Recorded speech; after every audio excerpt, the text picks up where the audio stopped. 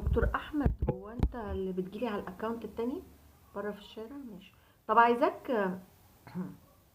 هحاول افتح بالليل، حاضر.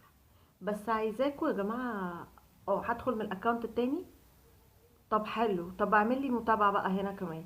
وعايزاكوا. بالنسبه يعني يا ريت اتمنى يعني ان انتوا تجيبوا فيديوهاتي كلها اللي على الاكونتين. ولما تعملوا لايك يعني تدوسوا على اللايك وكومنت قدرتوا اعملوه يا ريت. وتدوسوا على البتاع البيضه اللي بتبقى صفرة دي. وبعد كده دوسوا على السهم. واعملوا ريبوست اللي هو اعادة نشر. هبقى شاكرة جدا ليكم بصراحة. هبقى متشكرة جدا جدا ليكم. اهلا اهلا يا ليجل. يا ريت كلكم تعملوا كده عشان تساعدوني ان انا انشر المحتوى بتاعي. يمكن انا ما طلبتش الحاجات دي قبل كده. واكيد ان شاء الله ربنا ما يكتب عليا اقول لكم كبسوا كبسوا. انتوا كويسين هتعملوها من غير ما انا اقولها. بس حوار اعاده النشر والمشاهدات ده بيساعد على. اه يا رب ما يحكمش عليا. سبحان المعز المذل يعني. بس اعاده النشر كنت مستنياكم تيجوا من نفسكم. بس انتوا ما جيتوش من نفسكم فبطل. وبعدين ما فيهاش حاجه يعني لما تاخدوا الفيديوهات بتاعتي وتنزلوها عندكم. هينبكوا ثواب، هتاخدوا اجري. ولما انجح واجي احتفل بنجاحي هعزمكم. وهتاكلوا حته جاتوه وحته وكوبايتين شاي. فيعني الحياه هتبقى جميله يعني هتستفيدوا برضه. هجيب هدايا اقدمها.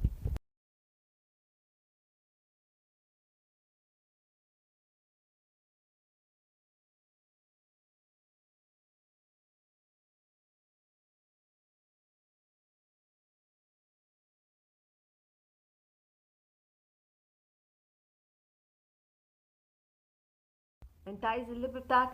ما انا قلت لك اول مشروع هعمله مقلة لب. وهدخلك شريك معايا. لان موضوعاتك كلها من عمق الواقع. ربنا يخليك يا دكتور احمد. طب اطلع معايا بقى، عايزه رايك في الموضوع اللي انا بتناقش فيه بقى لي كام يوم. وعايزين حاجه تانية برضو. دي ما كنتش يعني ما كناش بنلحق نعملها. مع ان انا كنت داخله اصلا اساس المحتوى بتاعي ده اللي انا كنت بعمله فيما قبل. انت بتقول المشكله.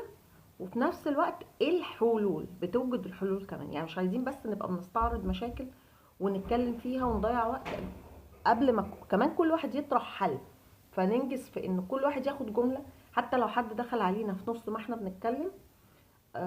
مش عايزين يبقى الكلام مكرر. يعني مش عايزين حد يطلع على الجست يقول كلام مكرر من بداية ما فتحنا اللايف. ده بيضيع وقت ان احنا نقول الحلول كمان بتاعة المشكلة. انتي ناجحة من غير حاجة. يا رب يخليك ويسعدك ويرزقك من حيث لا تحتسب. روح يا هيثم يا ابن حواء وآدم. عملتولي متابعة ولا اللي؟ استنى ما ادخلكوا بالاكونت التاني عشان اللي مش عامل لي عليه. جيبي الحساب التاني بتاعك حاضر. ما تبعت. ما انتوا بعتلي اهو يا ولاد. دكتور احمد ابعت. استنى هجيب لكم انا كمان. اما ينفع تطلع معانا هنا من أحوال. السلام عليكم. عليكم السلام.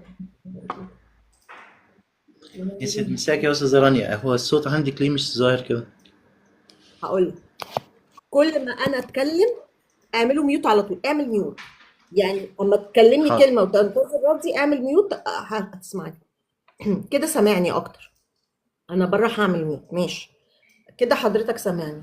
ف هقول لك الموضوع قبل ما تفتح الميوت. يعني اعمل ميوت عشان صوتي يبقى واضح. هقول لك بقى الموضوع واحب انك تقول لي رايك فيه ايه. واما لو حد طلع هخليه يقطع ومحدش طلع يبقى تقول لي الحلول. العنف في المدارس بين الطلبة وبعضهم. انا ما بتكلمش بين المدرس والطلبة، بتكلم بين الطلبة وبعضهم. ده سببه المدرسة من وجهة نظرك ولا المنزل؟ وايه الحلول اللي المفروض نتخذها عشان نقضي على الحوار ده؟ اتفضل دكتور احمد. يسعد مساك يا رب. حبيبي نورت الغالي. النعم. ربنا يحفظك يا رب. ربنا يسعدك. دايما أستاذة رانيا بتتحفنا بالمواضيع الواقعية اللي بيعيشها المجتمع بحذافيرها، واللي بتسبب أضرار نفسية وسلبية على المجتمع كله. ولما بنشاهد أحداث غير متعودين عليها في المجتمع المصري، فبيتأثر دائما على كل الطوائف بتاعة المجتمع، أيا كانت الطائفة. لو جيت انا هاخد العنف في المدارس، مسؤولية مين؟ مدرسة ولا منزل؟ اولا انا هلحق الضرر الاولاني من البيت، من التربية. وهي التربية هي العامل الاساسي اللي بيشكل الفرد يا استاذة رانيا، ويخليه يا اما بني ادم سليم، سليم نفسيا وروحيا وعقليا، في اتخاذ القرارات الإيجابية. تمام. وإنه ما يحاولش يضع أسرته في موقف لا تحسد عليه. إذا كانت هناك تربية قوية وسليمة ترجع لمنهج عقائدي، وإذا كان المنهج العقائدي ده إسلامي أو مسيحي أو أي طائفة، كل الأديان السماوية كلها بتدعو لسمو أخلاق الفرد. بتاخده كده وبتنتشله لحالة من الضوء والضياء والنور، بحيث يبعد كل البعد عن أي أشياء سلبية. فلما تهتم الأسرة اهتمام أولي بتربية الطفل وغرز المبادئ الأساسية، وهي مكارم الأخلاق في الحوار، في الحوار، في العلم، في الأدب، كل مكارم الأخلاق اللي وصى بها سيدنا النبي صلى الله عليه وسلم. لما أنا أحط مكارم الأخلاق في ابني أو بنتي، أنا حطيت له قاعدة: مهما كان تغيرات المجتمع اللي هيشوفها بره في الشارع، تمام، أو هتكون مرسلة إليه وهو مستقبل، هيقدر من خلال القاعدة اللي أنا حطيتها دي، القاعدة الأساسية فيه، تمام، يقدر يحدد الصح من الغلط وياخد قراراته، تمام، بإيجابية، ومش هيكون عليه قلق شديد.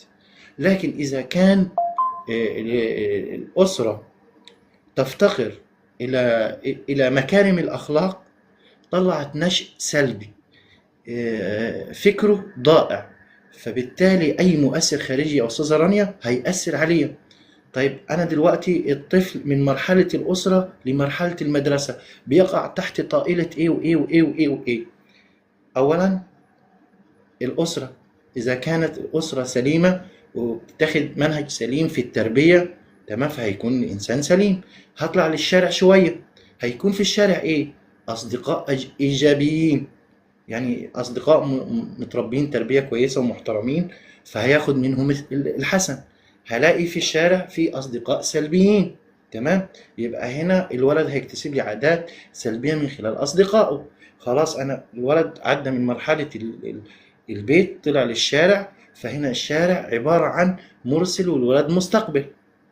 إذا كنت أنا غارس في الحاجات الإيجابية، فبالتالي أنا مش هخاف على ابني من الشارع، لأن هيبقى واثق تمام الثقة في ردة فعله على حسب تربيته. طيب خلاص طلع من الشارع هيصل للمدرسة، المدرسة فيها أصدقاء محترمين، فيها أصدقاء سلبيين، حسب نوعية اختياره للأصدقاء. لأن الصديق المرء على دين إيه؟ دين خليله، فلينظر أحدكم من يخالل. إذا الولد كان ميوله لأصدقاء سلبيين في المدارس، هيعود عليه ضرر سلبي، لأن طبعا الصديق السلبي هيشده للسلبيات. هنا كمان في إعلام، والإعلام ده بيأثر تأثير جامد على أولادنا وبناتنا. هقطع حضرتك معلش، هقول لحضرتك على حاجه. انت بتربي ولادك ومش بيقابلك دلوقتي مشاكل. احنا بقينا غير الاول، غير يمكن جيلنا احنا او الجيل اللي قبل ده حتى بجيلين ثلاثه، يعني بسنوات دراسيه.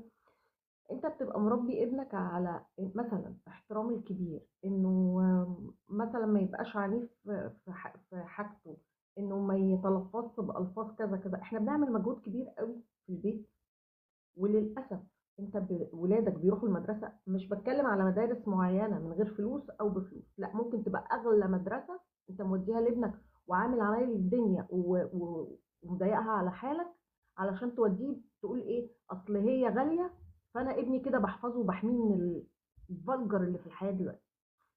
ومع ذلك بتودي ابنك المدرسه، انت غصب عنك. اصل معلش المدرسه دي 8 ساعات، وعقبال ما بيجي لك بينام شويه، هو بيقعد معاك ساعه ولا ساعتين. فمجرد ما بيجي معلش هو بيجي لك بالفاظ، وبعدين الفاظ اللي هو كانت مثلا على ايام حضرتك مثلا او على ايامي او بتاع. احنا كان ممكن عيب ده في ناس كانت تضرب ضرب مميت. ايه اللفظ ده عيب؟ انت دلوقتي ممكن تلاقي ابنك داخل لك بلفظ يقول لك لا ما هو عادي كل الناس بتقول، طب ما انا سامعه في التلفزيون زي ما حضرتك قلت، وفي نفس الوقت انا شايف ان هو اصحابي كلهم بيقولوه. غير انك انت تربيتك لابنك، ودي المشكله اللي احنا بنقع فيها حتى في جروب المامز او في جروب اولياء الامور او الكلام ده كله. انت ما بتروح حتى تشتكي من حاجه معينه، انت ممكن تبقى مربي ابنك ان ابني ما يغلطش في حد، او ما يغلطش في الكبير، او ما يتجاوزش على مدرسه. حد تاني مربي ابنه لا معلش، اللي يضربك اضربه، اللي يهينك هينه، اللي يغلط لو حد غلط فيك من زمايلك لا اضربه وكسره وانا حاجه اكمل. يعني انت بتتحارب. يعني احنا حضرتك بتقول الاساس البيت، طب ماشي، ما هو الاساس البيت بس احنا بنتحارب. احنا ولادنا بيختلطوا في المدرسه، الشارع. لو تفتكر حضرتك زمان انت كنت ممكن تتعلم مبدأ معين مثلا في الشارع حتى بيكملوا، يعني الناس اللي في الشارع لو شافوك بتعمل حاجه غلط ممكن راجل كبير يقول لك لا عيب يا ابني ما تعملش كده. دلوقتي انت في الشارع كل واحد بيدور وشه. معايا حضرتك في الكلام ده؟ مع حضرتك يا استاذ رانيا، وجبت حته جميله جدا، ان الشارع ليه دور اساسي في تشكيل الفرد، في تشكيل ابني او بنتي، تمام، على حسب صداقتها من الاصدقاء، سواء كانوا سلبيين او ايجابيين. وقلنا برضو انك انت تدي الصلاحيه لابنك ان يبقى معاه الموبايل ال 24 ساعه ويبقى متصل بالنت. النت بيديله بقى هنا هتعود على الفرد بجزئيتين. جزئية إذا كان الولد متربي تربية كويسة جدا فهياخد الإيجابيات من الإنترنت، ولكن الإنترنت طبعا بيعلم سلبيات كبيرة جدا. وزي ما قلنا، ومشاهدة المشاهد اللي فيها عنف وتحمل كثير من المعدات والأدوات اللي بتأهل الفتى ولا البنت لاستخدام الأسلوب ده. تمام، إن إحنا عايزين تبقى في رقابة من التلفزيون، من الإعلام، على أي مشهد يأثر على أولادنا عشان نتلاشى حدوث أي ضرر لأولادنا. طيب في حتة كمان يا أستاذة رانيا عايزة أشير عليها. عندنا في ألمانيا، تمام، بيحصل إيه؟ طبعا أنا حضرتك هضرب لك مثل بسيط وحاولي تركزي فيه قوي جدا. عندنا مثلا تعليم فني. التعليم الفني ده مثقل في مصر وليه كمية كبيرة جدا من الطلبة. يمثلوا كام؟ حوالي 8 مليون فرد أو 8 مليون نسمة اللي بيشكلوا التعليم الفني بجميع إشكالياته وتخصصاته وأقسامه.